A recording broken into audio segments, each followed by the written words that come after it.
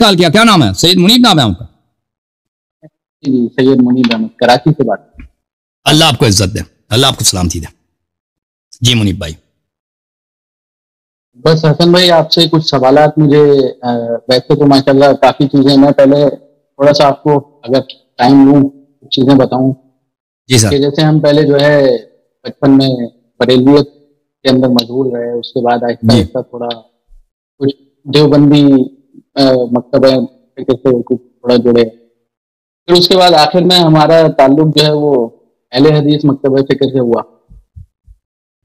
تو اس کے اندر جو ہے ہم نے یہ دیکھا کہ زیادہ تر جو ہمارے بریلوی حضرات ہیں یا دیوبندی حضرات ہیں، ان کا اتنا زیادہ قرآن سے یا حدیث سے اتنا کوئی لگاؤ نہیں ہوتا، خاص طور پہ عام لوگوں کا۔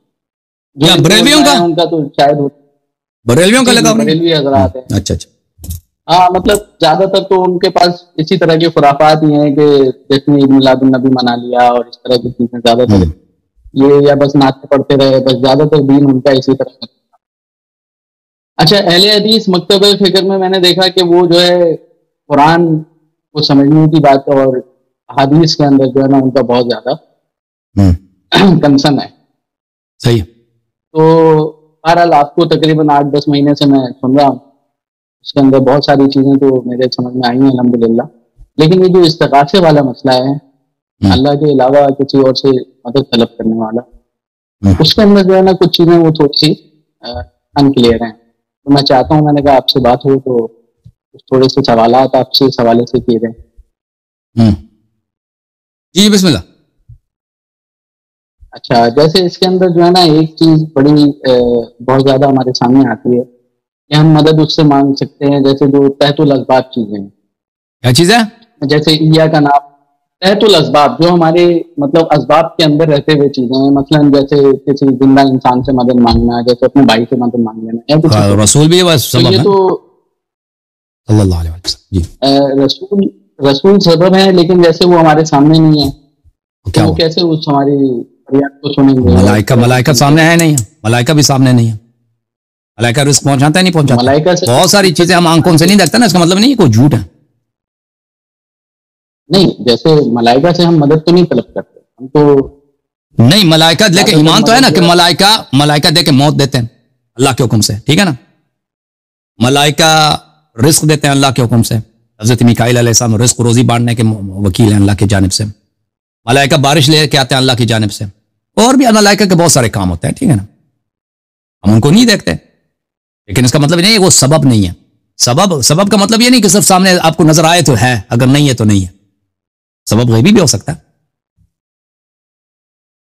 لیکن جیسے سورہ فاتحہ کے اندر ہم پڑھتے ہیں کہ ایا کا نعبد و ایا، ہاں وہ تو سورہ دیکھو، اس کا میں آپ کو بتا دوں، سورہ فاتحہ میں جو ہے نا اس میں ایاک نعبد و ایاک نستعین، یہ اس کا میں اردو میں ترجمہ کروں پھر آپ کو بتا، یہ اگر آپ اسی میرے چینل پہ جائیں نا، وہاں پہ ایک میں نے تقریر کی ہے ایاک نعبد و ایاک نستعین کی تفسیر میں، یہ ایک بہت مشہور معروف بات ہو گئی ہے پاکستان میں کہ اس آیت کا ترجمہ یہ ہے کہ ہم تیری عبادت کرتے ہیں اور تجھ ہی سے مدد طلب کرتے ہیں، حالانکہ اس آیت کا یہ ترجمہ نہیں ہے۔ اس آیت کا ترجمہ کیا ہے؟ ہم تیری عبادت کرتے ہیں اور تجھ سے مدد طلب کرتے ہیں، آیت کا ترجمہ یہ ہے، لفظ ہی اس میں نہیں ہے۔ ایاکا جو لفظ ایاکا ہے، یہ عربی زبان میں جو ضمیر ہوتا ہے نعبدک، یہ کاف جو ہے یہ ضمیر ہے مخاطب کا اور یہ منصوب ہے، نعبدک یہ مفعول ہے نعبدو کا، تیری عبادت کرتے ہیں، تجھے عبادت کرتے ہیں۔ اچھا، اگر اس کو ہم منفصل کر دیں، اس کو ہم الگ کر دیں، تو یہ اس کے لیے ضرورت پڑتی ہے ایا کی، لفظ ایا، الف یا الف، تو یہ ایک زبان ایسی ہے کہ اس کے علاوہ اور بول نہیں سکتے، لیکن لفظ ایا کا مطلب یہ نہیں کہ صرف، تو اس آیت کا ترجمہ جو لفظی ترجمہ کریں گے وہ کیا ہوگا کہ تیری عبادت کرتے ہیں اور تجھ سے مدد مانگتے ہیں۔ ہاں البتہ بلاغت کے لحاظ سے یہاں پہ نکتہ ہے، بلاغی لحاظ سے کہ یہاں پہ جو مفعول ہے، جیسے اردو زبان میں جو ہے نا جملے کے ترتیب ہوتی ہے، مثلا جب میں آپ سے بات کرتا ہوں تو مثلا میں نے آپ کو دیکھا، تبھی ترتیب یہی ہے۔ اگر میں یہ کہہ دوں کہ دیکھا میں نے آپ کو، یہ بھی صحیح ہے، یہ غلط نہیں ہے، لیکن یہ طبیعی ترتیب نہیں ہے۔ یہ کسی مثلا کوئی شعر کہے، کوئی اس طرح کوئی لفاظی کرے تو انسان کہتا ہے، ویسے نہیں کہتا۔ تو عربی زبان میں جو ترتیب ہے، طبیعی ترتیب ہے، وہ اس طرح کہ نعبدک، ہم تیری عبادت کرتے ہیں. لیکن جب اس کو مقدم کیا گیا ہے تو کس لیے مقدم کیا گیا؟ اب یہاں پہ علماء بلاغت ان کے اجتہادات ہیں، اس میں سے ایک قول یہ ہے یہ اس لیے مقدم کیا گیا ہے حصر کے لیے. یہ ایک قول ہے کہ اس لیے مقدم کیا گیا حصر کے لیے کہ ہم صرف تیری عبادت کرتے ہیں. دوسرا قول یہ ہے میرے بھائی میرے عزیز، یہ سجع کے لیے. کہ اگر قرآن مجید میں جو الفاظ کے اواخر ہیں الفاظ اس کو سجع بولتے ہیں، یعنی خوبصورتی. شعر میں قافیہ بولتے ہیں ایاک الحمد للہ رب العالمین الرحمن الرحیم، یہ سجع. اگر قرآن کے الرحمن ایاک نعبد فرماتا قرآن الحمد للہ رب العالمین الرحمن الرحیم نعبدک ونستعینک، یہ جو ہے بنتا نہیں تھا.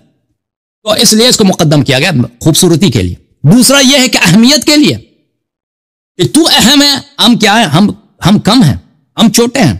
تو سب سے پہلے اہم کا نام لیں گے جو اکبر ہے، جو بڑا ہے، جو خالق ہے، اس کا نام لیں گے کہ تجھ سے مدد مانگتے ہیں، تیری عبادت کرتے ہیں. ٹھیک ہے نا؟ اس لیے یہاں پر 3 اجتہاد ہے میرے بھائی اس آیت کے متعلق. ایک اجتہاد یہ ہے کہ ایاکا کس لیے مقدم ہوا ہے؟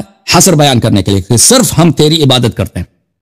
دوسرا قول کیا ہے کہ ہم اس لیے کہ سجع بن جائے، قرآن کی جو خوبصورتی برہم ہوتی اگر اس طرح نہ ہوتا. تیسرا یہ ہے کہ یہ صرف اہمیت کے لیے.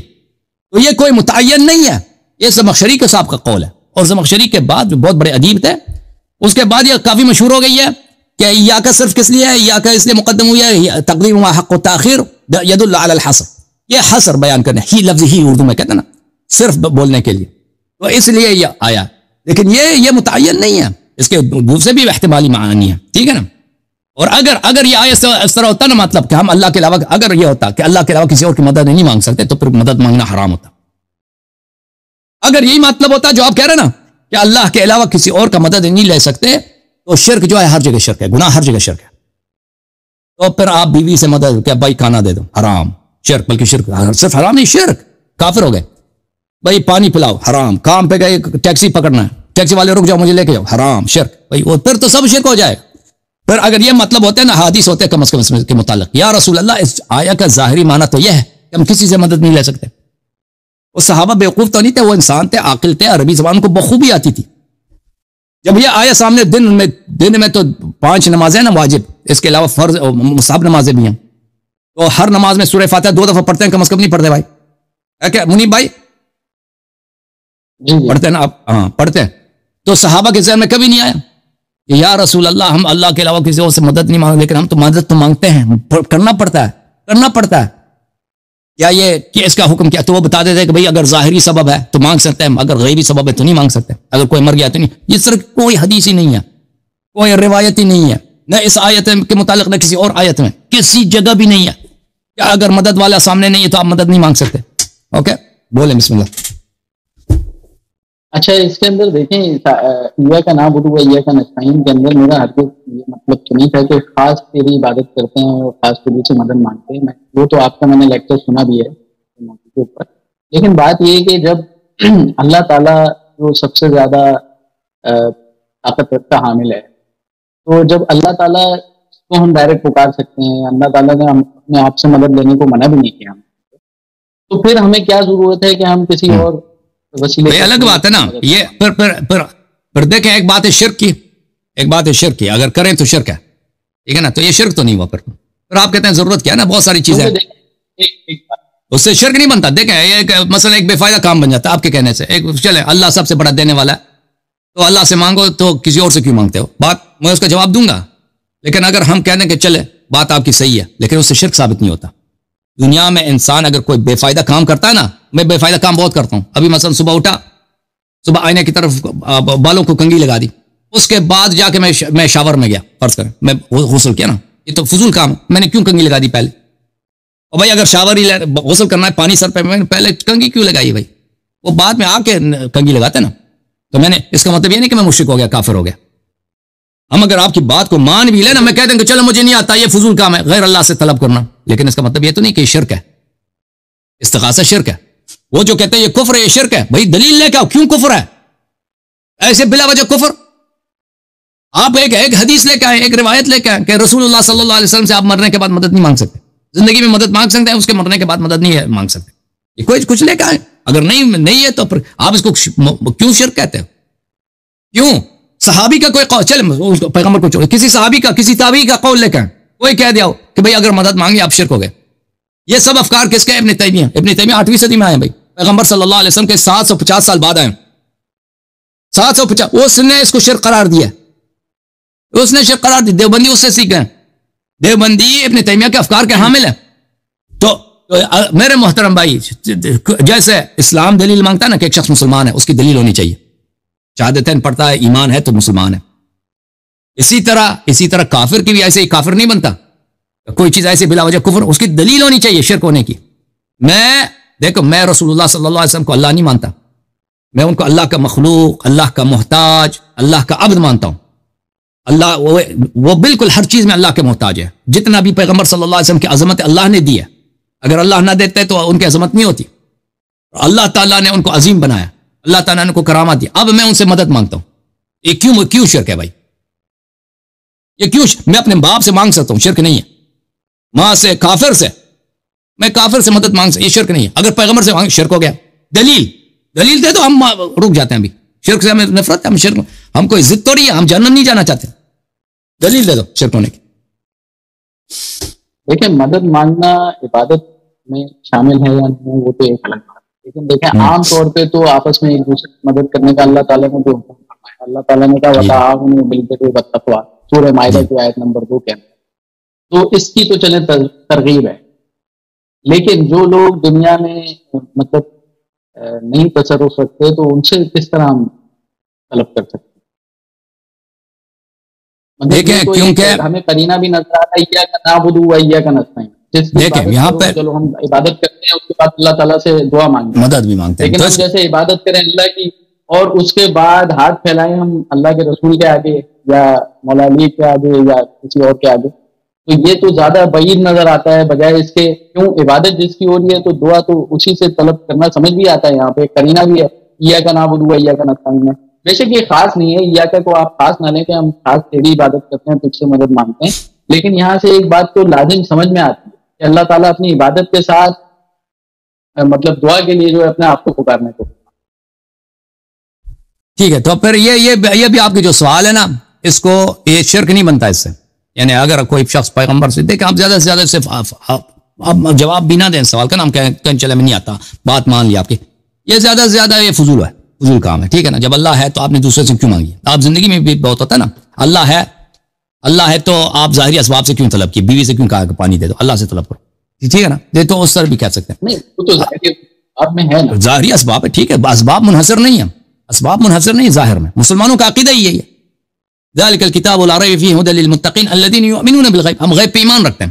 ہم یہ ایمان رکھتے ہیں ملائکہ پر، ہم ایمان رکھتے ہیں انبیاء پر. ہمیں پتہ ہے کہ انبیاء علیہ الصلوۃ والسلام زندہ ہیں، انبیاء علیہ الصلوۃ والسلام کے معجزات ہیں. کوئی ایسی حدیث، کوئی ایسی روایت نہیں ہے کہ رسول پاک صلی اللہ علیہ وسلم زندگی میں معجزات کر سکتے تھے. دیکھیں عیسیٰ علیہ السلام اور ہمارے نبی صلی اللہ علیہ وسلم میں زمین آسمان کا فرق ہے. عیسیٰ علیہ السلام مردہ کو زندہ کرتے تھے، ٹچ کرتے تھے، مردہ زندہ ہو جاتا تھا. وَأُخْلِقُ لَكُم مِّنَ الطِّينِ كَهَيْئَةِ الطَّيْرِ انفخوا فيه فيكون طيرا باذن الله وابرئ الاكمه والابرص واحيي الموتى باذن الله. میں اپاہج کو اور جو فالج ہے، جس کا پیر نہیں ہے، اندھا ہے، شکم مادر سے، اس کو میں شفا دے دیتا ہوں. یہ حضرت عیسیٰ علیہ الصلوۃ والسلام باذن اللہ کرتے تھے. ہمارے نبی صلی اللہ علیہ وسلم کے پاس یہ سب معجزات تھے. اگر وہ دنیا سے گئے تو اس کا مطلب یہ نہیں کب نہیں ہے. اگر کوئی کہتا ہے کہ یہ نہیں ہے ہمیں دکھا دو، ہم مان جائیں گے. بھائی پیغمبر صلی اللہ علیہ وسلم وفات کے بعد ان سے بعض اختیارات چھینی گئی، ان کے شان میں کمی آئی ہے، ان کے معجزات اب نہیں ہیں ان کے پاس. دکھا دو ہمیں. اگر نہیں ہے تو یہ ان کے پاس ہیں.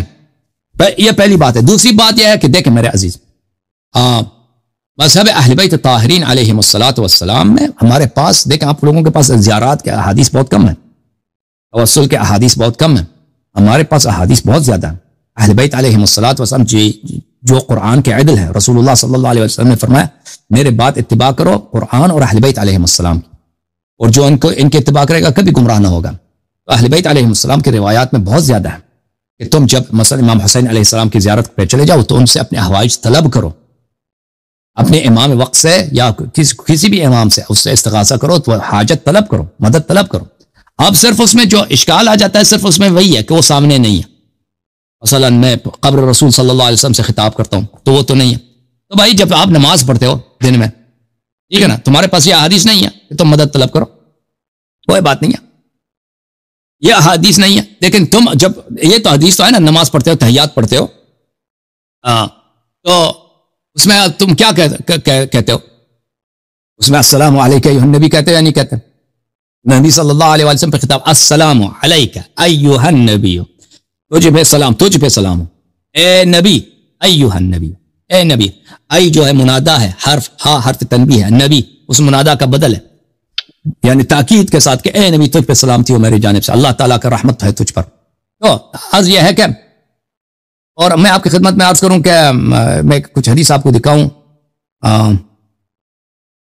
اللہ آپ کا بھلا کرے۔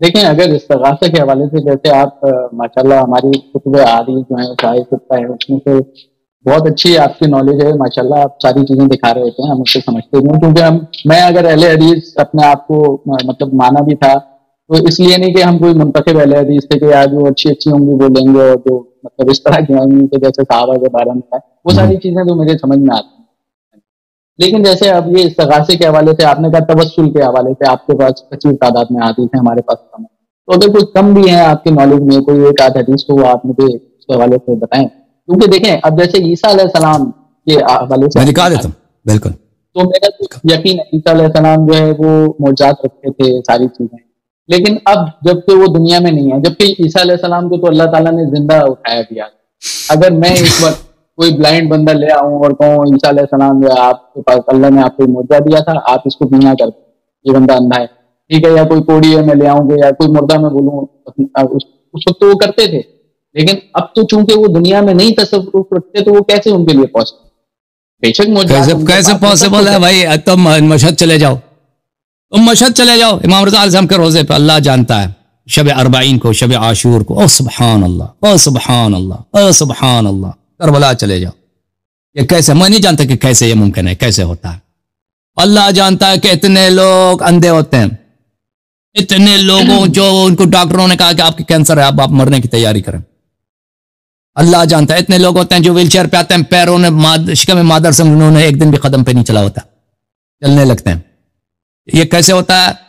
وفات کے بعد آپ دیکھیں حضرت عیسیٰ علیہ السلام سے ابھی اگر کوئی طلب کرے نا، عیسیٰ تو خیر وہ نبی ہیں لیکن عیسیٰ سے جو بڑے ہیں ہمارے نبی صلی اللہ علیہ وسلم، اہل بیت طاہرین علیہم الصلوۃ والسلام، یہ تو ہم نے اتنے لوگوں نے، ہم نے اپنے آنکھوں سے دیکھے ہیں، اتنے لوگوں نے ہمیں بتائے ہیں، اللہ جانتا ہے کہ میں یہ 3 شعبان کو امام حضرت ابوالفضل عباس علیہ السلام کو جو یوم ولادت امام حسین علیہ السلام، میں اس دن پرانے زمانے میں عربی زبان میں فارسی زبان میں پروگرام رکھتا تھا، وہ لوگ جنہوں نے اپنے آنکھوں سے معجزے دیکھے وہ کال کرتے تھے، اتنا رش ہوتا تھا، اتنا ہمارے پاس اس زمانے میں جو کال ہوتے تھے یہ واٹس ایپ وغیرہ نہیں تھا، سب لوگ پیسے دے کے کال کرتے تھے، عراق سے، ایران سے، اور بہت مہنگا کال ہوتا تھا امریکہ کا، لوگ 2 گھنٹے انتظار کرتے تھے، مثلا 20 آدمی 30 آدمی لائن ہمارے پاس 30-40 لائن تھے، فون سب بھرے ہوئے ہوتے تھے تاکہ باری آ جائے، اور کیسے کیسے معجزات لوگ سناتے تھے، اللہ جانتا ہے کہ لوگ رو رو کے بتاتے تھے کہ ہم ہاسپٹل میں تھے تہران میں، ڈاکٹر نے کہا بھائی آپ کے کینسر کا علاج نہیں ہو سکتا، آپ مرنے کی تیاری، ہم چلے گئے امام رضا علیہ السلام کے روزے میں،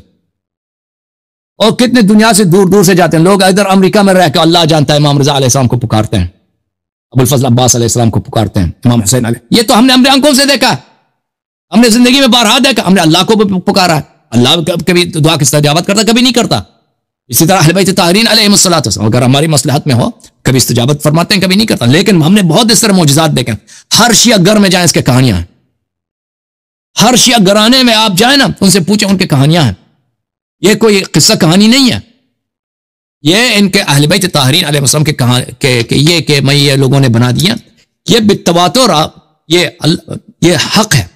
اچھا میں آپ کو روایت دکھا دیتا ہوں، یہ کتاب ہے الحادیث، کتاب بالمصنف الاحادیث والآثار، ابن ابی شیبہ کوفی کی، جز نمبر 6، چاپ دار التاج، یہ ملاحظہ فرمائیے یہ کتاب ہے، ملاحظہ فرمائیے اس میں یہ کون سا صفحہ ہے بھائی؟ صفحہ نمبر ہے 103، حدیث نمبر 29819، ابان ابن صالح کہتے ہیں کہ رسول اللہ صلی اللہ علیہ وسلم نے فرمایا اذا نفرت دابة احدكم او بعيره بفلاة من الارض لا يرى بها احدا فليقل، اگر آپ سفر میں تنہا جا رہے ہیں یا کسی کے ساتھ ہیں کوئی فرق نہیں پڑتا، اور آپ کی جو سواری ہے مثلا خچر ہے آپ کے پاس یا گھوڑا ہے, وہ بھاگ جاتا ہے, یا اونٹ ہے, اب آدمی جو ہے خچر کو تو نہیں پکڑ سکتا, وہ تو بہت تیز چلتا ہے. اگر ایک دفعہ بھاگ جائے نا تو اس کو پکڑنا عام آدمی کے لیے ناممکن ہوتا ہے. وہ مسافر کے لیے بہت ہی مصیبت ہے, پھر وہ مر جاتا ہے. پھر صحرا میں آپ کی اگر سواری چلی گئی نا, کھانا وانا پانی وانی, تو آپ مر جائیں گے. وہ سارا پانی وغیرہ تو سواری کے پشت پہ ہوتا ہے بارہ.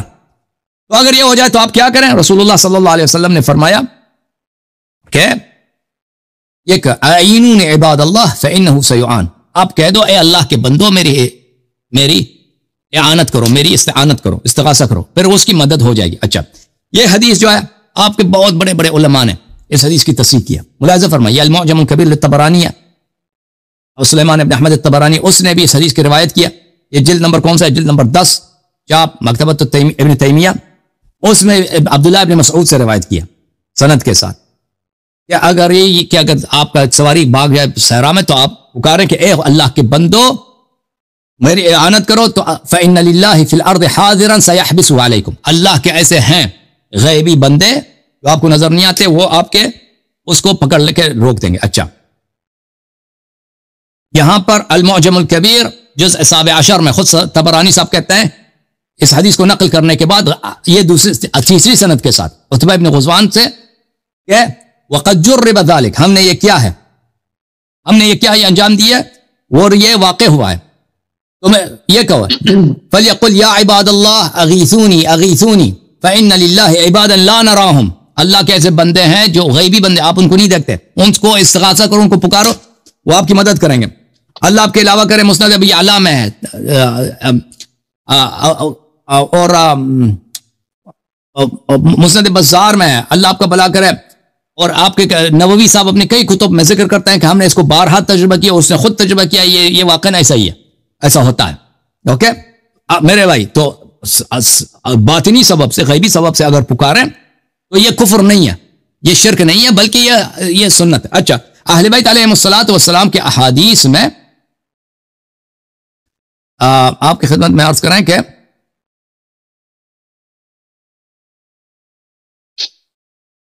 آپ مانتے ہیں کہ مردے ہماری آواز سنتے ہیں, نہیں مانتے بھائی؟ جی سنتے ہیں نا.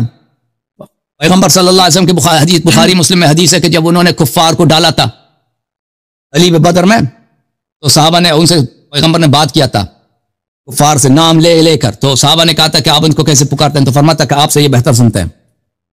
اب علی تو عرض یہ ہے کہ میں اہل بیت علیہ السلام کی کچھ احادیث آپ کو دکھاؤں. اہل بیت علیہم الصلوۃ والسلام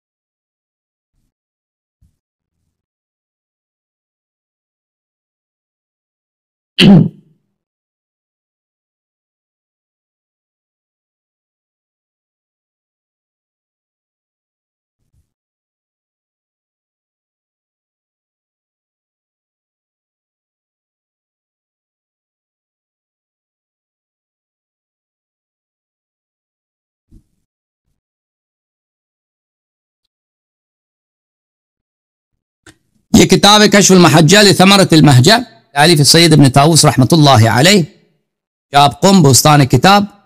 یہاں پہ ملاحظہ فرمائیے، یہ محمد بن یعقوب الکلینی رحمہ اللہ سے روایت کرتے ہیں ان کے کتاب الرسائل میں، کتبت الی ابی الحسن علیہ السلام، میں نے اپنے کتاب میں حضرت امام موسیٰ کاظم باب الحوائج علیہ السلام کو خط لکھا، ان الرجل یحب یجب ان یفضی الی امامہ ما یجب ان یفضی بہ الی ربہ۔ میں نے امام علیہ السلام کو خط لکھا، اس میں لکھا تھا کہ انسان چاہتا ہے کہ امام اپنے امام سے بھی اسی طرح مناجات کرے، اس کو اپنے اسرار بتائے، اپنے حاجت بتائے جس طرح اللہ کو اپنی حاجت بتاتا ہے۔ تو امام علیہ السلام نے میرے خط میں جواب لکھا، ان کانت لک حاجت فحرک شفتیک فان الجواب یاتی۔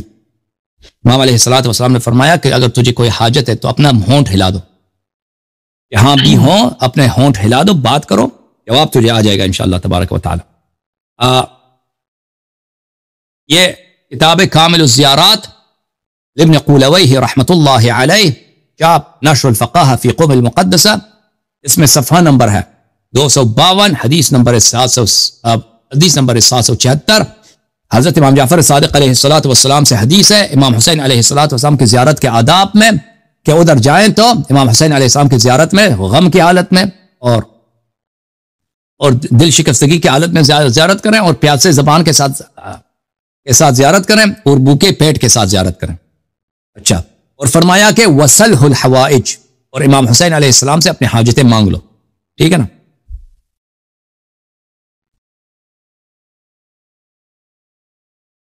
یہ کتاب ہے الفروع من الکافی للکلینی رحمۃ اللہ علیہ، چاپ دار الکتب الاسلامیہ، جلد نمبر ہے 4۔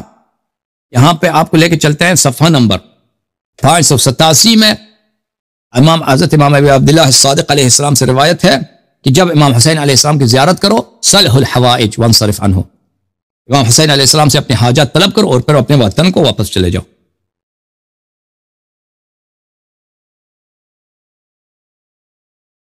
ملاحظہ فرمائیے، یہ کتاب ہے الاصول من الکافی للکلینی رحمۃ اللہ علیہ، جزء اول، پہلی نمبر جلد میں، یہاں پہ صفحہ نمبر ہے 508۔ راوی کہتا ہے کہ امام علیہ السلام نے مجھے فرمایا کہ اذا كانت لك حاجة فلا تستحي ولا تحتشم واطلبها فانك ترى ما تحب ان شاء الله تعالی، جب کہ کبھی تیری حاجت ہو، تیری ضرورت ہو تو طلب کرو اور حیا نہ کرو، اور انشاءاللہ تبارک و تعالی تجھے ہم دیں گے جو تجھے ضرورت ہوتی ہے، ہم عطا کریں گے۔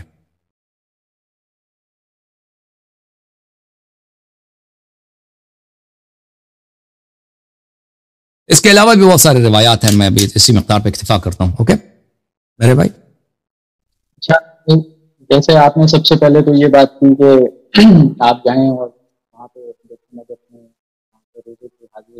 وہاں پہ کتنے لوگوں کو شفاعت بھی ملتی ہے، مطلب شفا بھی ملتی ہے، اور بھی بہت سارے لوگوں پہ کام ہوتا ہے۔ لیکن دیکھیں، یہ تو ویسے تو میں، آپ اس کو برا نہیں مانیے گا اگر مثال کے طور پہ میں کہوں، میں ائمہ اہل بیت علیہ السلام کو سب کو مانتا ہوں، ہمارے سردار، ہمارے سروں کا تاج۔ لیکن بات یہ کہ جیسے یہ پڑوسی ملک جو ہمارا ہندو ہے، وہاں پہ وہ بھی اپنی حاجات لے کے جاتے ہیں مندروں پہ اپنے، اور اس طرح کرتے ہیں، اور وہ ان کا بھی ایسے عقیدہ ہے، ان کی عادتیں پوری بھی ہوتی ہیں، ان کا عقیدہ یہ نہیں، وہ ان کو خدا مانتے ہیں نا، وہ اپنے بتوں کو خدا مانتے ہیں، اور وہ جھوٹے خدا ہیں، ٹھیک ہے نا، ان کا مذہبی باطل ہے، ٹھیک ہے نا۔ ہم نبی صلی اللہ علیہ وآلہ وسلم کو اللہ کا عبد مان کر، اللہ کا بندہ مان کر، جیسے عیسیٰ علیہ السلام ہے، بھائی عیسیٰ ابھی ربی ہمارے سامنے ہوتے ہیں، یا نبی ہمارے سامنے ہوتے ہیں، نبی صلی اللہ علیہ وسلم سے ہم مانگتے ہیں کہ یا نبی اللہ صدقہ دے دو مجھے، اپنی کرم سے مجھے کچھ نوازو، اور وہ کچھ دے دیتے۔ یہ شرک نہیں تھا، یہ کوئی نہیں کہتا ہے شرک، اب مرنے کے بعد یہ کیوں شرک ہے؟ یہ کوئی دلیل لے کے آئے؟ دیکھیں، شرک ہر جگہ شرک ہے میرے بھائی، شرک ہر جگہ شرک ہے، غیر اللہ کی عبادت ہر جگہ، آپ زمین پہ عبادت کریں غیر اللہ کی، آسمان پہ کریں، نبی کی کریں غیر نبی کی کریں، وہ فرق ہی نہیں پڑتا، زندہ مردہ، آپ نبی کے دیکھیں، نبی زندہ ہے نا، اس کی عبادت کریں، یہ کافر ہے بھائی۔ نبی جب زندہ تھے صلی اللہ علیہ وسلم، اگر آپ وہ نمازیں پڑھو، سجدہ کرو، یا میرا بھگوان، اسی وقت آپ کافر، جو بھی کرے کافر، اس سے فرق نہیں پڑتا، سامنے ہے پیچھے ہے، وہ اس سے فرق نہیں پڑتا، وہ شرک شرک ہے۔ اگر کسی سے بھائی طلب کرنا، کوئی حدیث ہمیں دکھائیں، بھائی قرآن کی کوئی آیت دکھائیں کہ اگر آپ نے طلب کی تو آپ کافر ہو جائیں گے۔ ہاں جی، جو آپ نے یہ بھی بات ذکر کی کہ اللہ کے جو بندوں سے، جیسے آپ صحرا میں جا رہے ہیں، کہیں آپ کا جانور آپ سے بھاگ جاتا ہے، سماجی بھاگ، آپ اسے نہیں پکڑنے کے قابل ہیں، تو آپ جو ہے اللہ کے بندوں سے غیبی مدد مانگیں. ٹھیک ہے. اچھا، اب آپ مجھے، میرے خیال میں یہ سنی کتاب ہے جس سے آپ نے حوالہ کیا ہے. بالکل بالکل کہ یہ سب غیر شیعہ کتابیں تھیں.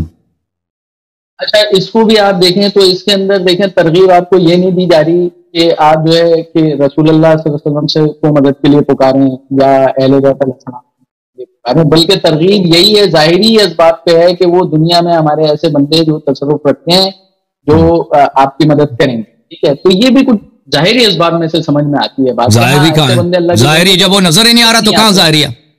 جب ظاہری نظر ہی نہیں آ رہا تو کہاں سے ظاہر ہے بھائی؟ اللہ سے مانگتے ہیں نا. تو پیغمبر فرماتے ہیں اللہ تو زیادہ پاورفل ہے. اللہ جو بندے نظر نہیں آتے، ملائکہ وغیرہ نظر نہیں آتے، اللہ ان سے تو زیادہ پاورفل ہے.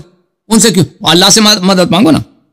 اب کوئی تو کہہ تو نہیں سکتا کہ اللہ سے مانگنا یہاں پہ حرام ہے. نہیں، پیغمبر صلی اللہ علیہ وسلم کے سامنے اگر ہوتے ہیں ہم اللہ سے بھی مانگتے ہیں، وہ نہیں کہتے کہ نہ مانگو. لیکن اگر ان سے کہہ دو تو ان کا کام یہی ہے بھائی، ان کو اللہ نے اسی ڈیوٹی پہ لگایا کہ اگر کوئی میرا بندہ صحرا میں بھٹک جائے، وہ بیچارہ مر جائے گا، تو اس کو اس کا گدا یا جو خچر ہے اس کو واپس لے کے آؤ، اس کو روک دو اس کے لیے. تو اس سے ہم طلب کرتے ہیں. ٹھیک ہے نا. یہ آپ کہتے ہیں یہ ظاہری ہے، ظاہری واری کوئی نہیں. وہ حدیث میں یہی ہے کہ وہ اللہ کے بندے ہیں جو آپ کو نظر نہیں آتے. ابھی دیکھیں آپ خود ہی بتا رہے ہیں کہ ان کی تو ڈیوٹی لگائی ہے. چلیں اللہ ہی بتا رہا ہے کہ ان کی ڈیوٹی ہم نے لگائی ہے تو ہم مانتے ہیں اس کو. یہ تو ہمارے اس میں ہو گیا نا، اسباب میں سے. لیکن کہیں آپ کو یہ کہا کہ آپ اللہ کے رسول کو مدد کے لیے پکاریں، نہ ہمیں قرآن میں ملتا ہے، نہ ہمارے احادیث کے ذخائر میں بھی اس طرح کی بات تو نہیں ملتی. میں آپ کو قرآن سے دکھا دیتا ہوں. جی دیکھیں جب اللہ نے بھلے فرمایا کہ بسم اللہ الرحمن الرحیم لقد جاءکم رسول من انفسکم عزیز حریص علیکم عزیز علیہ ما عنتم حریص علیکم وبالمؤمنین رؤوف الرحیم. 1 منٹ میں وہ دکھا دوں آپ کو پوری آیت، تاکہ کہ نبی آیا ہے جو آپ ہی میں سے ہے. یا قرآن مجید آپ کہتے ہیں نا ملائکہ سے مانگ سکتے ہیں، چلے ان کی ڈیوٹی ہے. تو اللہ کو نبی صلی اللہ علیہ وسلم کو بھی ایسے ڈیوٹی دیا. یہ قرآن مجید ہے. اعوذ باللہ من الشیطان الرجیم. لقد جاءکم رسول من انفسکم، آپ ہی میں سے آپ کے پاس رسول آیا ہے صلی اللہ علیہ وسلم. عزیز علیہ ما عنتم، آپ کسی سختی میں پڑتے ہیں نا اس کے لیے بہت مشکل ہوتا ہے پیغمبر کے لیے. یہ آیا منسوخ نہیں ہے. یہ اس زمانے میں کوئی دکھائے نا کہ کوئی کہہ دے یا منسوخ ہے، کوئی کہہ دے یہ آیت منسوخ نہیں ہے. اس وقت بھی یہی تھا، اب بھی یہی ہے. عزیز علیہ ما عنتم، آپ جب سختیوں میں پڑتے ہو تو یہ پیغمبر صلی اللہ علیہ وسلم کے لیے بہت دشوار ہوتا ہے. حریص علیکم، وہ آپ کی ہدایت کے لیے، آپ کی بلائی کے لیے بہت ہی حریص ہیں، بہت ہی ان کو بہت ہی وہ اس بات کی خواہش رکھتے ہیں.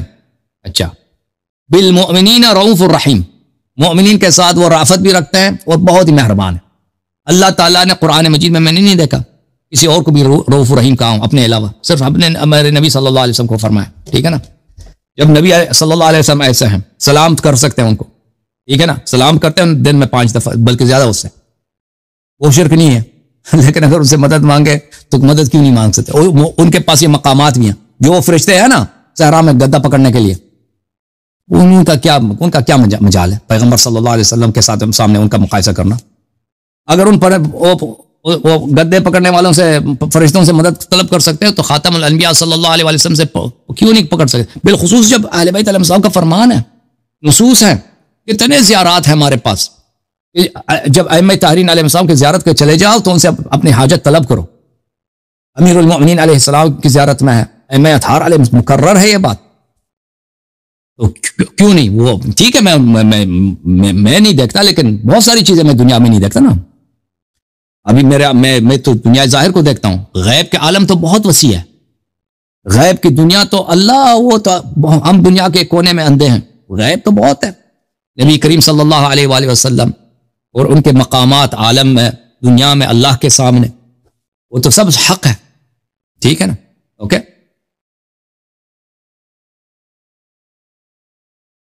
اور پھر بریلوی آپ کے دیوبندی حضرات ہیں نا، ان سے آپ سوال کریں. جب آپ توحید وغیرہ کے لے کے آتے ہیں نا، اللہ کو آپ لوگوں نے بنایا، اللہ تعالیٰ اوپر نیچے جاتا ہے، اللہ تعالیٰ کو جب پیر جہنم میں ڈال دیتا ہے، سب سے بڑا شرک تو یہی ہے. یہ چیزیں تو کلیئر میں بھی یہ تو سمجھتا تھا کہ یہ اس کا کیا کرو گے؟ ہاں یہ تو بالکل مخلوق کی صفات ہے، وہ تو رب ہی نہیں ہو سکتا ہے سچ. اس کا خالق کون ہے؟ وہ تو محتاج ہے، وہ تو محتاج ہے مکان کا، زمان کا، وہ تو خود محتاج ہے بہت ساری چیزوں کا. یہ جو شیعوں کا یہ اس بات پر کہ اس میں شرک کوئی دلیل ہی نہیں شرک کی، خود بدترین شرک میں مبتلا ہو گئے کہ اللہ تعالیٰ بار بار قرآن مجید میں یہ فرماتا ہے کہ یہ جو تم اس کو یہ کفار جو بتوں کو کہتے تھے نا کہ ہمارے رب ہے، یہ اللہ سے بہت، یہ جو ہے یہ مخلوق ہیں، یہ کچھ بھی نہیں ہے. تم وہی مخلوق کو تم نے اپنے ذہن میں ایک مخلوق بنا دیا اور اس کو رب مانتے ہو. بہرحال اللہ کو جزائے خیر دے. Thank you sir. ٹھیک ہے حسن، زندہ رہو، سلامت، مہربانی.